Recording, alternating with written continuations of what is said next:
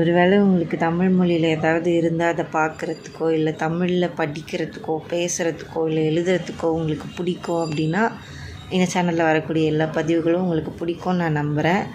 அதனால் மறக்காமல் நம்ம சேனலை சப்ஸ்கிரைப் பண்ணிவிட்டு அடுத்தடுத்து வரக்கூடிய பதிவுகள் எல்லாத்தையும் பார்த்துட்டு உங்களோட கருத்துக்களை மறக்காமல் கமெண்ட் பண்ணிவிடுங்க.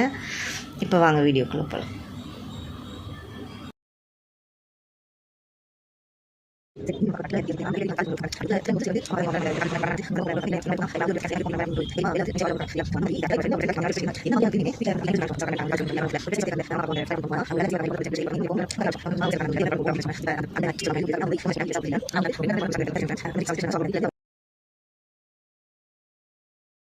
முன்னாடி ஒரு எக்ஸ்பிளனேஷன் பார்த்தோம்ல, அதுக்கான கவிதை தான் இது.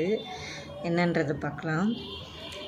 இத்தனை வருட இடைவெளியை நிரப்ப வந்த அணுவும் நீ, இதுவரை மலர்ந்திடாத எந்தன் இதழில் புதிதாய் பூத்த புன்னகை நீ, அறுத்த எந்தன் தாய் வீட்டு தொப்புள் கொடியை மீண்டும் ஒட்ட வைக்கும் ஈரம் நீ, நான் சிந்திய கண்ணீரில் மிதந்த கருவும் நீ, இனி என் வாழ்வில் வரும் விடியலின் உருவம் நீ, பிரிந்த இரு கரைகளை இணைக்கும் பாலமும் நீ, எந்த கோபத்திலும் உன்னை கண்டு புன்னகைக்க வைக்கும் மந்திரம் நீ, நான் அசைத்து வந்த ஆணிவேரின் அசைக்க முடியா பிடிப்பும் நீ, இந்த நெடுநாள் பிரிவிற்கு காலம் கூறிய பதிலும் நீ. சரியா, அதான் பாப்பா பிறந்துச்சு அவங்களுக்கு. அப்போ எழுதினது தான் இது. இப்போ இது படிக்கவே புரியுது. ஆனால் நான் ரொம்ப யோசித்து எழுதினது. ஏன்னா அது அவங்களுக்கு அனுப்புகிறோம். அவங்களுக்கு என்ன சொல்கிறது, அது அவ்வளோ பெரிய விஷயத்துக்கு நம்மக்கிட்ட ஒரு கவிதை கேட்டிருக்காங்க அப்படின்றதே எனக்கு ரொம்ப ஹாப்பியாக இருந்தது. அப்போ அதை என்ன மாதிரி நம்ம ஸ்ட்ராங்காக சொல்லணும் அப்படின்றத ஒட்டி தான் நான் ஒரு 2-3 நாள் டைம் எடுத்து தான் இதை அனுப்புனேன்னு நினைக்கிறேன். ஏன்னா நான் ரொம்ப யோசித்து தான் எழுதினேன் இதை. என்ன அப்படின்னா, இத்தனை வருட இடைவெளியை நிரப்ப வந்த அணுவும் நீ. இப்போ அவங்க சம் 1 or 2 years ஆயிடுச்சுன்னு நினைக்கிறேன். அவங்க மேரேஜ் பண்ணி அவங்க வீட்டிலேருந்து பிரிஞ்சு இதுவரை மலர்ந்திடாத கரெக்ட். இந்த 2 வருடன்னு எழுதியிருப்பேன். கரெக்டு. நான் அந்த எங்கெங்கேயோ எழுதியிருந்தது எல்லாத்தையும் எடுத்து சேர்த்து கம்பைல் பண்ணேன் அப்படின்னு சொன்னேன்ல. அப்போ சரி காமனாக இருக்கட்டும், 2ங்கும்போது 2 வருஷம் பிரிஞ்சிருந்தவங்களுக்கு மட்டும்தான் இந்த கவிதை போய் சேரும்ன்ற மாதிரி இருக்குன்றதுனால அந்த 2 கட் பண்ணி எடுத்துட்டேன். இத்தனை வருட இடைவெளியை நிரப்ப வந்த அணுவும் நீ ஒரு குட்டி விஷயம், சின்ன விஷயம், ஆனால் பண்ணியிருக்கிறத பார்த்தா இவ்வளோ பெரிய வேலை அப்படின்றது அடுத்து போக போக இருக்கும். இதுவரை மலர்ந்திடாத எந்த இதழில் புதிதாய் பூத்த புன்னகை நீ. சோகமாக தானே இருப்போம். என்ன தான் நம்ம வெளியே சந்தோஷமாக இருந்தாலுமே நமக்கு உள்ளுக்குள்ளே அது இருக்கும். என்னடா நம்ம அப்பா அம்மா கிட்ட பேச மாட்டோமே, இத்தனை வருஷமாக அவங்க கூட தானே இருந்தோம். அது ஒரு ஃபீலிங் யாருக்காக இருந்தாலுமே இருக்க தான் செய்யும். பசங்களுக்கோ பொண்ணுங்களுக்கோ யாருக்காக இருந்தாலுமே இருக்கும். வெளியே காமிச்சிக்க மாட்டோம் மேபி. அது ஒரு சரி எதுக்கு அது தேவையில்லை இப்போ நமக்கு. அறுத்த எந்தன் தாய் வீட்டு தொப்புள் கொடியை மீண்டும் ஒட்ட வைக்கும் ஈரம் நீ. இப்போது சும்மா ஜென்ரலாக அது தானே நடக்கும். நம்ம ஏதோ ஒரு 2 விஷயம் உடஞ்சி போச்சு அப்படின்னா ஃபெவிகால் வச்சோ ஃபெவிக்விக் வச்சோ ஒட்டுவோம்ல. அது ஈரமாக தானே இருக்கும். பசனாலே ஈரமாக தானே இருக்கும்.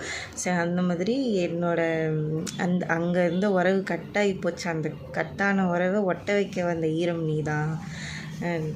அந்த மாதிரி நான் சிந்திய கண்ணீரில் மிதந்த கருவும் நீ. நான் எந்த அளவுக்கு கண்ணீர் சிந்தினோ அது ஒரு பெரிய என்ன சொல்கிறது, நிறைய கடல் மாதிரி ஆயிடுச்சு. அதில் முளைச்ச கரு தான் நீ. அதில் மிதந்துக்கிட்டே அந்த குட்டி விஷயந்தான் நீ. இனி என் வாழ்வில் வரும் விடியலின் உருவம் நீ. இதுக்கு மேலே எனக்கு நல்லது தான் நடக்க போகுது. அந்த நல்லது உன் மூலமாக நடக்குது. பிரிந்த இரு கரைகளை இணைக்கும் பாலம் நீ. பாலம்னா என்ன, ஒரு 2 இடத்த சேர்க்கறது தானே. ஸோ அதனால் நீ தான் எங்கள் 2 வீட்டோட பாலம் நீ தான். எந்த கோபத்திலும் உன்னை கண்டு புன்னகைக்க வைக்கும் மந்திரம் நீ. இது சின்ன பசங்களுக்கே, அந்த குட்டி குழந்தைங்களுக்கே இருக்க ஒரு பெரிய என்ன சொல்கிறது, அது ஒரு உண்மையாக அது மேஜிக் மாதிரி தான். நம்ம எவ்வளோ கோபமாக இருந்தாலும், இப்போ நானே சொல்லுவேன், சும்மா நான் எப்போவுமே நான் உருன்னு தான் இருப்பேன். வெளில எங்கேயாவது போனால், அதுவும் நான் தனியாக போனேன்னா என் மூஞ்சை என்னாலே பார்க்க முடியாது. அந்த மாதிரி செம உருன்னு தான் நடந்து போவேன். ஆனால் நம்ம வெளியே நின்றுட்டு இருக்கும்போது ஏதாவது சின்ன பசங்களை பார்த்தா அவங்க நம்மக்கிட்ட சிரிச்சிட்டா நம்மளால் வெடிக்கணும் போது திருப்பிக்கவே முடியாது. ஏன்னா தான் நம்ம அவ்வளோ ஸ்டப்பனாக கோவமாக இருந்தாலுமே நமக்குள்ளே இருக்க அந்த ஒரு சின்ன குழந்தை திருப்பி வெளில வந்து அவங்கக்கிட்ட விளையாடணும், சிரிக்கவாச்சும் செய்யலாம், சிரிக்கவாச்சும் செய்வோம் கண்டிப்பாக.